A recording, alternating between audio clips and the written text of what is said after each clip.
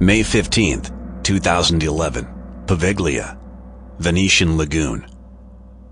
It took 18 agonizing months for God's wrath to subside after claiming almost 50,000 victims. No other European city of the early 17th century was better prepared for the plague than Venice, with its strict sanitary restrictions, its efficient public health office, and the first quarantine stations in the world. And yet, disaster struck in 1630. It was the entourage of the Duke of Mantua that brought the plague to Venice, and within a few weeks, the Black Death was raging through the narrow streets and canals of the city and the lagoon.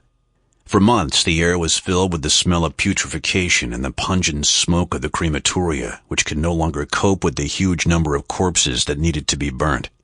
Consequently, most of the dead bodies were just covered with lime and earth so that the dogs would not eat them. Doctores with preposterous bird-like beak masks stuffed with herbs and spices against the deadly miasmas bled the few people who could still afford the procedure. Everyone who was able to fled the city. Every day, more than 500 people lost their lives. Public life came to a standstill, and bread and wine prices went through the roof. Gangs of looters roamed the streets of the city, throwing even the living into the wheelbarrows for dead after robbing them first. Whether beggar or nobleman, the authorities did not hesitate in deporting to one of the lagoon's quarantine islands anyone who showed the slightest symptom of the disease or had come into contact with an infected person. One of these islands was Poveglia, a place of death, hell on earth. Tens of thousands of people were crowded into an area of 3 hectares.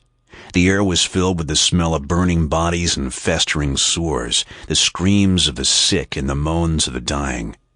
Hundreds of boats moored off the island's coast, forming a barrier, and a flag marked the spot up to which the deported were allowed on the shore. Beyond that spot was the gallows, which was used for the execution of those who defied the authorities' instructions. During the course of the various epidemics that the city of Venice suffered, a total of more than 160,000 plague victims were burnt on the island of Poveglia. Their dark ashes covered the entire surface of the island. In 1922, the former lazzaretto for the plague sufferers was transformed into a mental hospital, but only a few years later it was closed again after a series of mysterious deaths. Until the present day, Poveglia was off limits, for locals as well as for tourists. Keep out. A haunted place. But exactly the place where Urs Bühler wanted to continue his investigation. The little vaporetto chugged towards... Sample complete. Ready to continue?